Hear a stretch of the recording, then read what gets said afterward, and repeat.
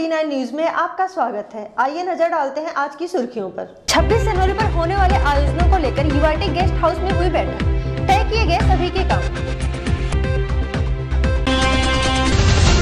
भिवाड़ी में चालकों की आंखें खोलने के लिए आयोजित किया गया सड़क सुरक्षा सप्ताह, शहर के प्रतिष्ठित स्कूलों ने लिया भाग। तिजारा में 5000 की रिश्वत लेते रंगों हाथ गिरफ्तार किया फूलचंद पटवारी, एसीबी ने की कार्रवाई।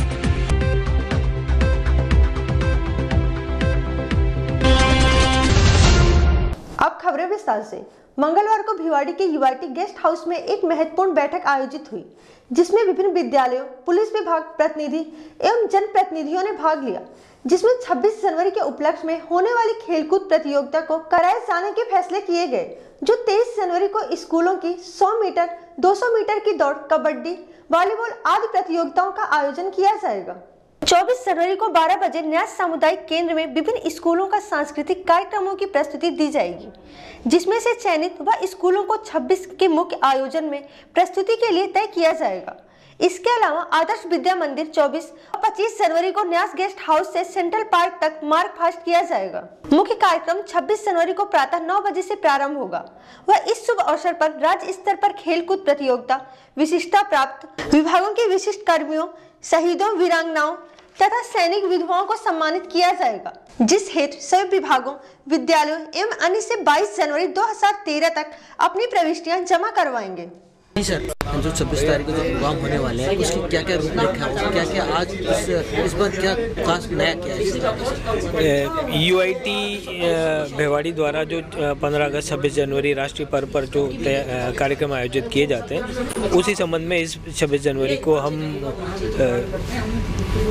जैसा 2-3 दिनों का यहाँ का कार्यक्रम मनाने का जो एक आयोजन किया जाता है, उसमें 23 तारीख को स्पोर्ट्स मीट है, जिसमें बॉयज़ के लिए 100 मीटर्स, 200 मीटर्स, कबड्डी, वॉलीबॉल इन सब के आयोजन किए जाएंगे। उसमें कई सारी स्कूल्स उनमें पार्टिसिपेट करती है। इसके अलावा 24 तारीख को हमने कल्चरल मीट रखी है, एक सांस्कृतिक कार्यक्रम, और उसके साथ में इस बार हमने एक नया कार्यक्रम और ऐड किया है कि बालिकाओं के लिए अलग से स्पोर्ट्स मीट हमने रखी है, जो 24 तारीख को सामुदायिक केंद्र यूआईटी का जो है उसके अंदर हमने उसको रखा है। और 26 तारीख को मार्च पास्ट का एक भव्य आयोजन होता है। तत्पश्चात जो मुख्य सेंट्रल पार्क है उसके अंदर मुख्य कार्यक्रम का आयोजन करते हैं। हर बार जैसे सम्मानित किया जाता है, तो इस बार कितने नामों इस बार जैसे हमने पूर्व में जो मीटिंग्स हैं उनके हिसाब से हमने सबको सूचना दी है और उनमें एंट्रीज हमारे पास आ रही है। तो कल हम उसको अंतिम रूप रखा दे करके उसकी एक कमेटी बनाई गई है। उस कमेटी की बैठक होकर के उसमें से अंतिम चयन करके और एक अंतिम सूची बनती है, जिनका सम्मान हम मुख्य कार्यक्रम में किया जाता है। सर, 2 साल से हम लोग देखते आ रहे हैं, हमारे D9 भी सर्वे इस बारे में करती आ रही है। जैसे जो प्रोग्राम होते हैं, तो स्कूल के जो बच्चे आते हैं उनको इस तरह से रखा जा रहा है, ना वो समय पर उनको पानी तक मिलता है, ना ही उनको कुछ भद्दा व्यवहार तक तरह का होता है। ऐसे क्यों होता है? नहीं, ऐसा नहीं होता, ऐसा नहीं होता है। देखते हैं हम लोग नहीं, स्कूलों की शिकायतें हमारे पास नहीं ऐसा है। स्कूल के सारे पदाधिकारी यहीं रहते हैं, और चूंकि हर कार्यक्रम में कुछ कमियां रहती है तो हम उनसे फीडबैक लेकर के आगे उसको और अच्छा करने, बेसिकली प्रयास हमारा यही है कि इन सब में सबकी सहभागिता से एक अच्छा भव्य कार्यक्रम हो। और जो पिछली बार मान लो कहीं कमियां रही है तो उसको हम इस बार दुरुस्त कर रहे हैं। और वैसे यूआईटी की तरफ से हम आपको आश्वस्त कर देते हैं कि इस तरह का कोई कमियां हम नहीं रखेंगे और बच्चे पूरे प्रसन्नता से राष्ट्रीय पर्व को मनाएंगे, ये हम आपको आश्वासित कर सकते हैं। Thank you. 26 तारीख की तैयारी क्या, इस बार क्या खास रखा है आपकी कमेटी ने, किस तरह से करते हैं? 26 तारीख की तैयारियों में हमेशा खास ही रहता है, लेकिन जो कमियां रह जाती हैं उनको पूरा करने की कोशिश की है। और क्या क्या खास तैयारी चल रही है इस बार? बस सांस्कृतिक प्रोग्राम की तैयारी कर रही है। जैसे मैं और शशि बाला मैम दोनों इसकी इंचार्ज हैं, सारे स्कूलों से लिस्ट कलेक्ट कर रही हैं, उनको सहयोग दे रही हैं। बस यही का तैयारी चल रही है। नाम जानना चाहूँगा। Meenakshi from Mother's Touch School. जी मैम, आज हर बार की तैयारी इस तरह से होती है, इस बार खास आप लोगों ने कराई? हाँ, इस बार 2 स्पोर्ट्स की एक्टिविटी हम एक्स्ट्रा हैं। एक तो है आपका प्राइमरी विंग्स को भी शामिल किया गया इसमें, प्राइमरी स्कूल्स को और गर्ल्स। पहले जैसे लड़कियों की रेसेस और प्रोग्राम नहीं हुआ करते थे, इस बार से ये नया एक अच्छा है लड़कियों को भी आगे, कन्याओं को भागीदार बनेंगी इसमें प्रोग्राम में। क्या रूपरेखा है, जैसे कल्चरल एक्टिविटी हैं, जैसे अभी सुमन मैम ने बताया है, शशिवाला मैम है, सुमन मैम इसके कोऑर्डिनेटर हैं, और आशीष सर हैं जो वो मार्च पास्ट के हैं, और वहाँ की जो व्यवस्था है समारोह की वो हमारे विद्यालय को दी गई है, मदर्स टच को। तो उसमें इन्होंने किया कि इस बार प्रेशर जो है वो कम हो गया है, सब पे टीम्स को डिवाइड किया गया है, स्पोर्ट्स का अलग, कल्चरल का अलग, इस तरीके से व्यवस्था बनी हुई है। प्रोग्राम स्टार्टिंग कल से है स्पोर्ट्स की, जो खेलकूद प्रतियोगिता है वो कल है, परसों 24 तारीख को सांस्कृतिक कार्यक्रम है, उससे पहले जो गर्ल्स की इवेंट्स हैं वो उससे पहले होंगी 10 बजे से 12 बजे तक, फिर 12 बजे के बाद सांस्कृतिक कार्यक्रम है। क्या खास तैयारी हो रही है इसके बारे में बताइए। खास तैयारियां तो हो रही है, हर वर्ष की भांति सांस्कृतिक कार्यक्रम हो रहा है, खेल कूद प्रतियोगिता हो रही हैं। मार्च पास्ट में पिछले साल लगभग 38 या 39 स्कूल थे, इस समय 45 स्कूल भाग ले रहे हैं। प्रगति तो है, उन्नति की ओर तो है ही, और हम चाहते भी हैं कि उन्नति हो। और सांस्कृतिक कार्यक्रम में जहां पिछली बार 13 स्कूल भाग ले रहे थे, आज 18 स्कूल ले रहे हैं, 20 स्कूल ले रहे हैं, और प्रयास यही रहेगा कि इस आयोजन को अच्छी तरीके से आकाश की ऊंचाइयों तक ले जाएं। भिवाड़ी में प्रतिष्ठित मोटर ड्राइविंग स्कूल की ओर से आयोजित किया गया सड़क सुरक्षा सप्ताह, जिसका मुख्य उद्देश्य था हर दिन होने वाली दुर्घटनाओं से बचने के लिए आम जनता को जागरूक करना।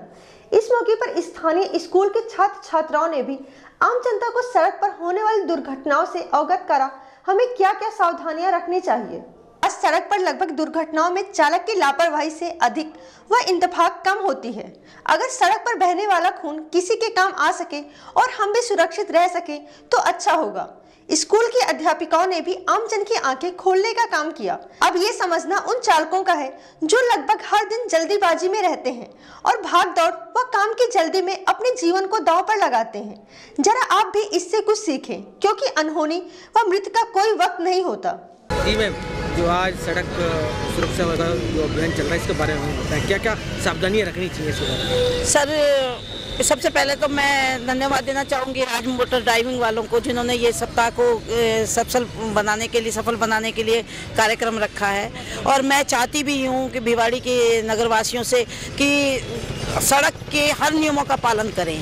ये ऐसा नहीं है कि कोई किधर जाता है, कोई किधर जाता है, कोई किधर जाता है। ट्रैफिक पुलिस भी सहयोग तो देती है, लेकिन मैं ज़रूर ये कहना चाहूँगी कि सब जो नगरवासी हैं वो अपने सड़क जो नियम हैं उनका पालन तत्परता से करें, तभी ये सफल सप्ताह माना जाएगा। देखा जाता है कि ये जब ये समय आता है कि ये डे आता है, उसी दिन इस चीज़ को पूरा जोर शोर से ध्यान दिया जाए, लेकिन अन्यथा दिया नहीं जाए, ना प्रशासन देता है ना यहाँ की स्टाफ पुलिस प्रशासन देता, तो ऐसा क्या होता है? नहीं, ऐसा नहीं कह सकते कि प्रशासन नहीं देता, पुलिस प्रशासन भी देता है, ट्रैफिक पुलिस वाले भी साथ देते हैं, लेकिन जनता को जागरूक होने की आवश्यकता है। जो जागरूक नहीं होती है वो हर एक को जल्दी होती है कि 2 मिनट हम बस लेकर के निकलते हैं, सब मोटरसाइकिल वाले बीच बीच में से निकल जाते हैं। तो जब अगर माना लग जाती है, जब गलती हो जाती है बस वालों की, ट्रैफिक बड़े वाले की, छोटे वालों की नहीं। लेकिन आम जनता को जागरूक होना चाहिए कि जब व्हीकल निकल रहे हैं तो टाइम से निकलें और ढंग से निकलें, ताकि सड़क पे जाम की स्थिति ना रहे। कहना चाहूँगी कि वैसे तो सभी जानते हैं कि ट्रैफिक के नियम का है, लेकिन उनका पालन नहीं करते हैं। वहाँ पर पुलिस भी रहती है, सब रहते हैं, लेकिन देखते हुए भी आनाकानी कर देते हैं। वो अपने नियमों का पालन करते हैं, सहयोग करते हैं, लेकिन जनता ही इसके प्रति जागरूक नहीं है, जो अनदेखा करते हुए इन नियमों का उल्लंघन करती रहती है। हमें इन नियमों का पालन करना चाहिए, तभी हम सुरक्षित रह सकते हैं। जी मैम, आप क्या ये जो नियम बनाए गए हैं वो हमारी ज़िंदगी की सुरक्षा के लिए है, इसलिए हमें अपने जीवन को सुरक्षित रखने के लिए सड़क यातायात के हर नियमों का पालन करना चाहिए, तभी हम सुरक्षित रह सकते हैं। ठीक है। जैसे आज सड़क सुरक्षा के आज ये अभियान चला रहे हैं, इसके बारे में बताया, तो ड्राइविंग जो चल रहे हैं उनको क्या क्या चीज़ों को ध्यान रखना चाहिए इसमें? सड़क सुरक्षा सप्ताह आज अपने जीवन का एक बहुत बड़ा अभिन्न अंग हो गया है, क्योंकि लोग इस चीज़ में अवेयर नहीं है। आज हमें सड़क सुरक्षा मनाते हुए करीबन 24 साल हो गई, लेकिन अभी तक भी लोगों में जागरूकता नहीं है।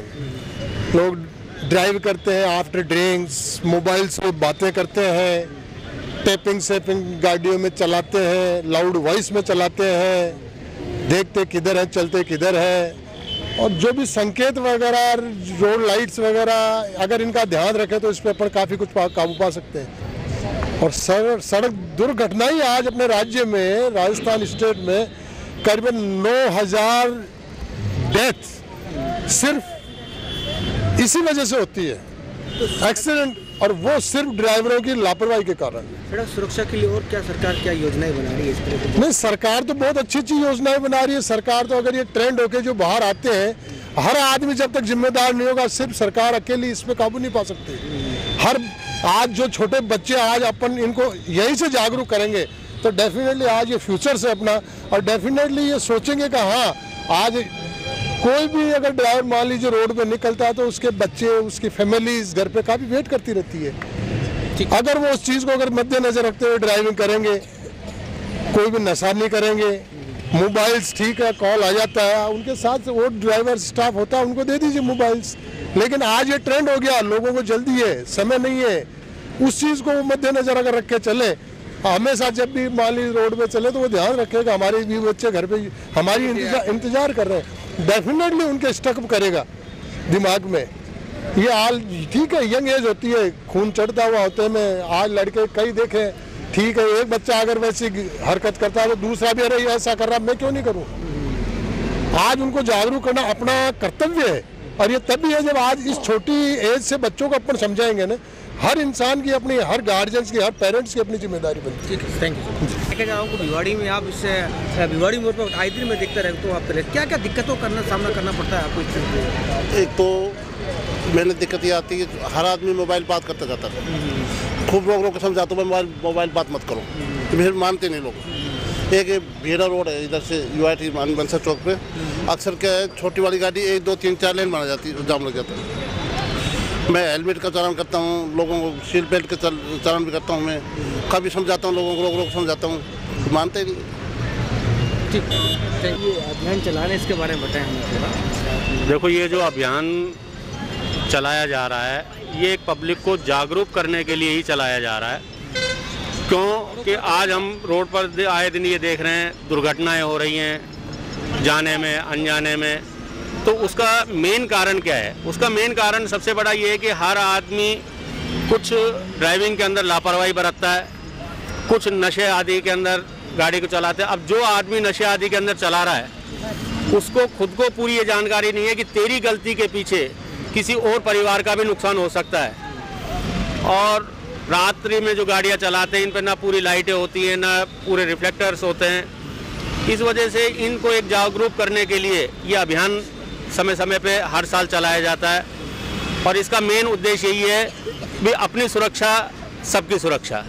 यदि हम खुद सुरक्षित होकर चलने की कोशिश करेंगे तो सामने वाला स्वतः ही सुरक्षित हो जाएगा। ठीक है, तो इसलिए हम ये अभियान चला रहे हैं, और इसके अंदर हम स्कूलों के अंदर बच्चों को भी यही शिक्षा देते हैं कि रोड पर कोई भी अधिकारी है, ट्रैफिक पुलिस है, जिस तरीके का वो संकेत देती है उसकी अपन पूरी पालना करें, ताकि हम और आगे सामने वाला भी हमसे सुरक्षित रहे। ये भ्रष्टाचार निरोधक ब्यूरो की अलवर टीम ने आज दोपहर को 5000 की रिश्वत लेते हुए एक पटवारी को गिरफ्तार किया है। ब्यूरो के ACP पीयूष दीक्षित ने फोन पर यह बताया कि परिवादी मुबीन की शिकायत पर यह कार्यवाही करते हुए पटवारी फूलचंद को गिरफ्तार किया गया है। सरकार ने कुछ मामलों में आधार कार्ड की अनिवार्यता को लागू कर लोगों को बेचैन कर दिया है।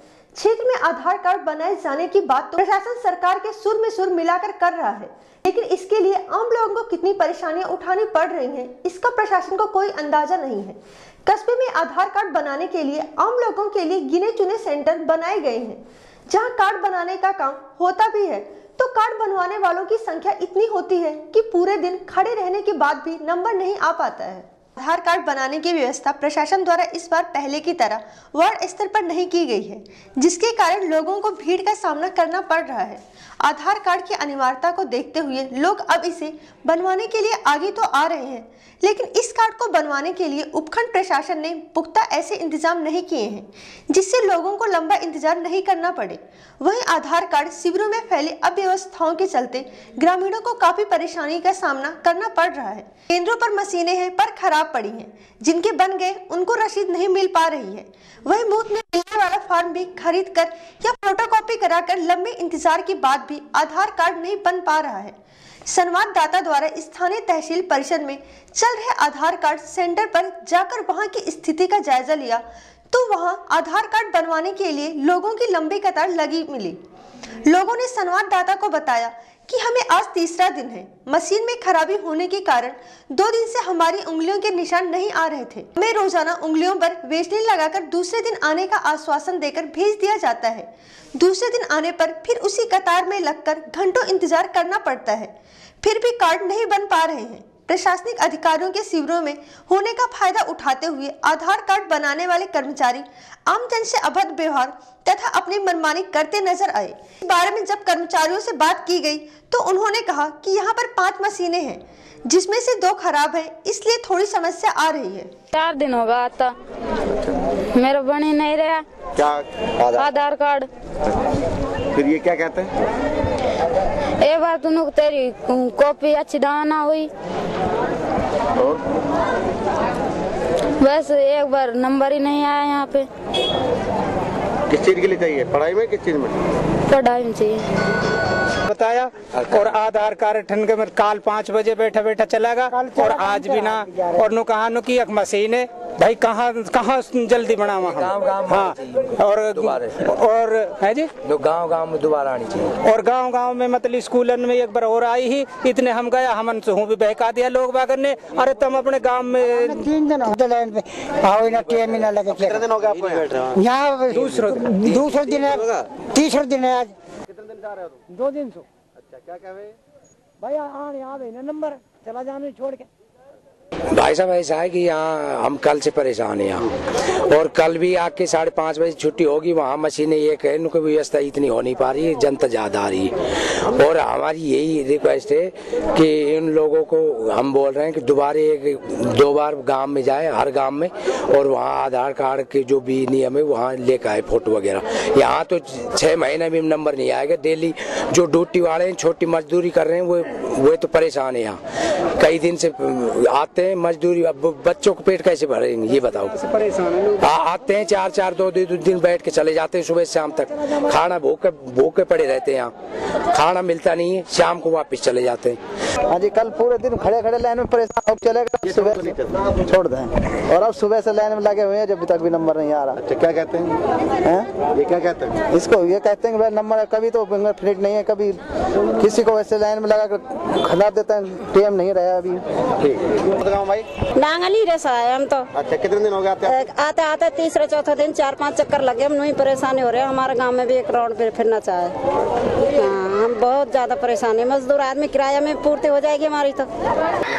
तीसरी बार। क्या कहते हैं ये बनाने के लिए? बनाने के उंगली नहीं आती। अब क्या करें, हमारे में खून ना आती नहीं। अच्छा, 3-4 दिन से आ रहे हो आप? हाँ, परेशानी है। रोटी ना बेटी ना बेटा, एक भगवान, एक आप भगवान के बराबर हो। तो फिर ये क्या कहते हैं? ये कहते हैं बाहर निकल जाओ, आंगड़ी नहीं आ रही। दूसरी बार नहीं ट्राई करते हैं? ना, दूसरे को सवाल ही ना। भगवान 7 दिन हो गए। अच्छा, क्या कहते हैं? क्या कहते हैं साहब, आपकी उंगली नहीं आती। अच्छा, क्यों नहीं आती उंगली? अब पता नहीं साहब, कैसे नहीं लगाया आपका फिर नंबर? बता रहा हूँ, 7 दिन से डेली आ रहा हूँ। अच्छा, तब भी नहीं आ रही उंगली? नहीं,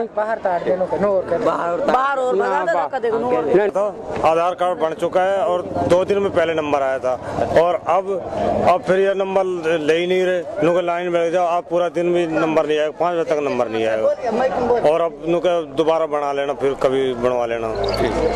और आते और लाइन में लगते हैं और नंबर नहीं आता है, वापस चले जाते हैं घर। और क्या करते हैं? घर में भी परेशानी होती है। घर में ढोर भूखे खड़े हैं, उनको चारा कौन डालेगा? फिर हमारी कोई परेशानी नहीं है, हमने वार नहीं दे रहा हो, फिर क्या मतलब है ये? आप ये किस लिए बनवा रहे हो आधार कार्ड? आधार कार्ड भाई हमको तनख्वाह मिल रही है। कितनी है? 500 रुपया मिल रहा है। फिर कहीं कह रहा है वो तनख्वाह क्यों नहीं मिल रही? तनख्वाह मिलेगी जब ये आधार कार्ड चले जाएगा जब।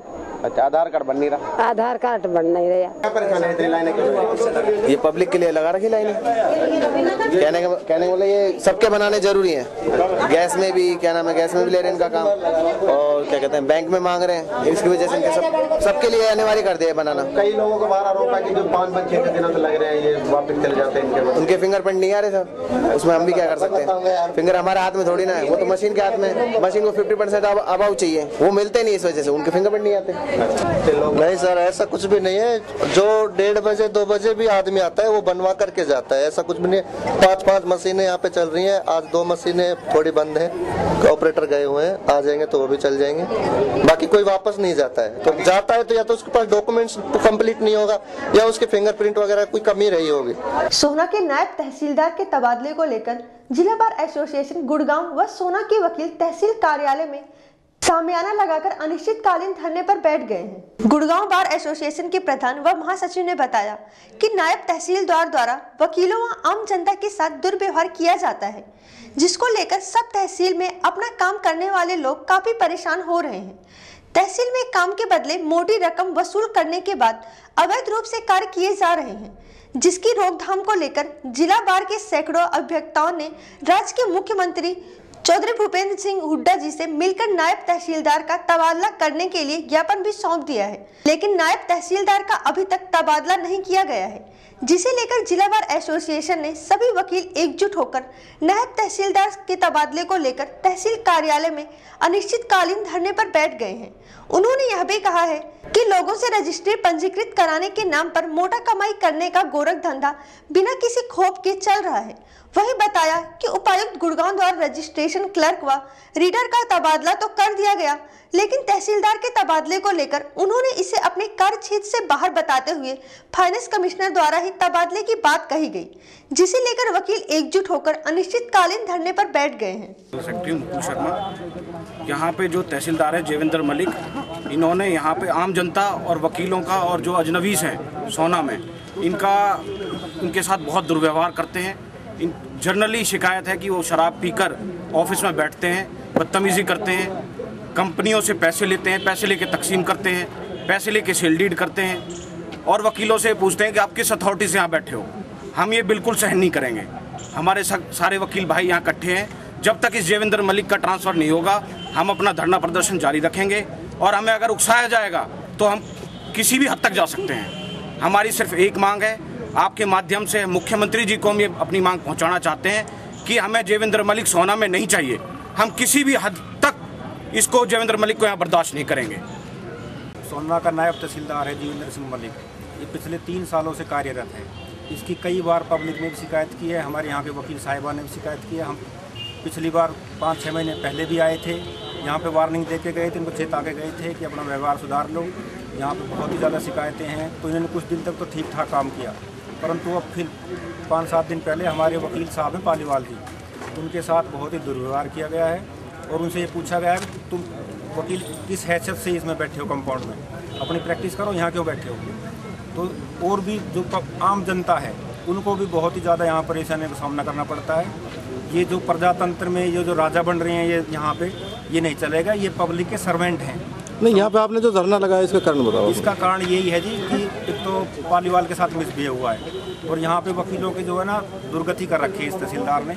और हमारा धरना इसलिए है जब तक चलेगा जब तक इस नायब तहसीलदार का यहाँ से ट्रांसफर नहीं हो जाता। कितना समाधान आपका अभी तक हो गया? आप सीएम काफले से मिले, डी साहब से भी आपकी बात हुई है?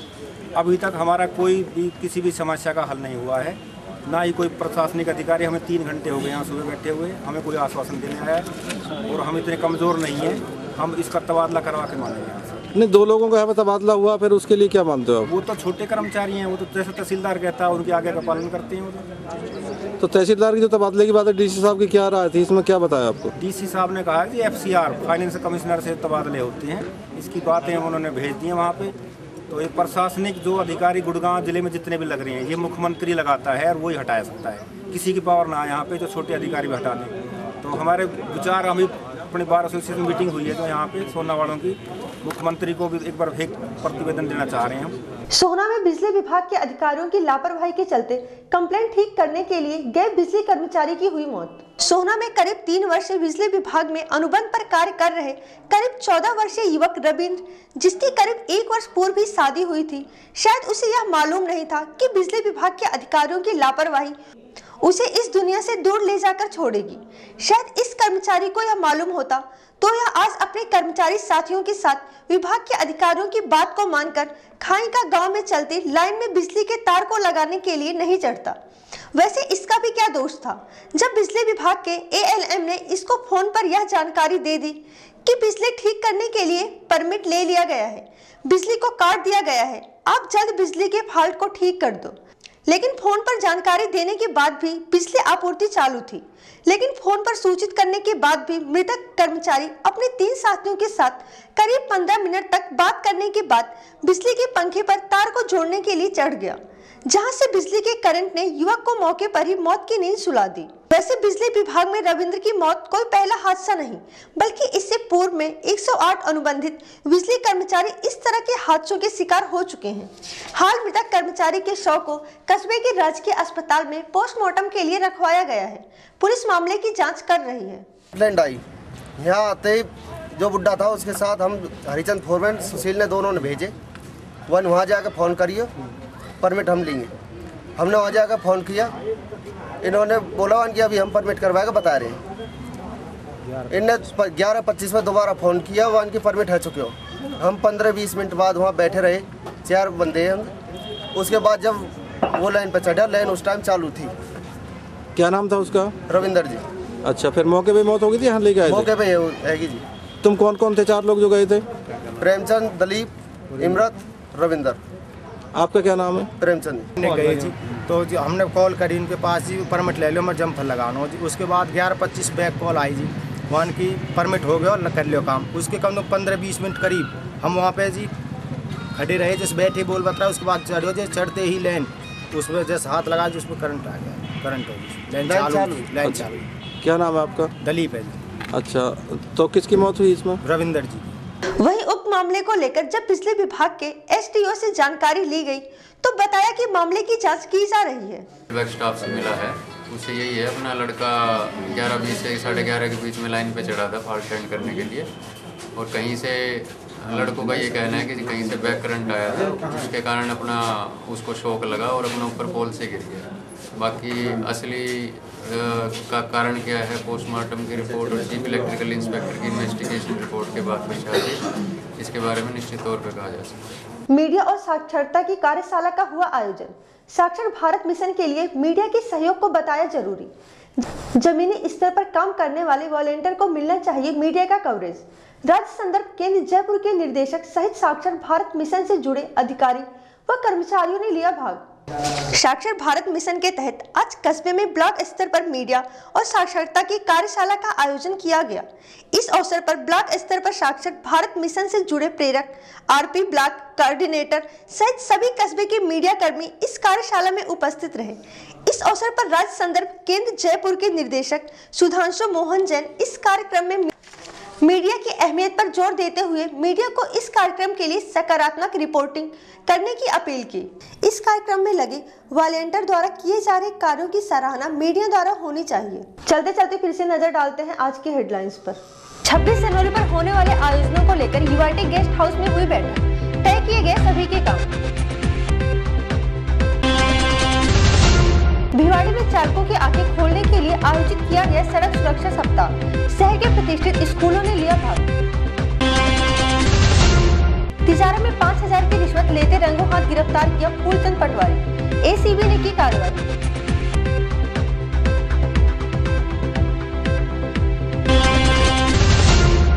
आज खबरों में इतना ही। मेरे साथ दीजिए पूरी टीम को इजाजत। नमस्कार।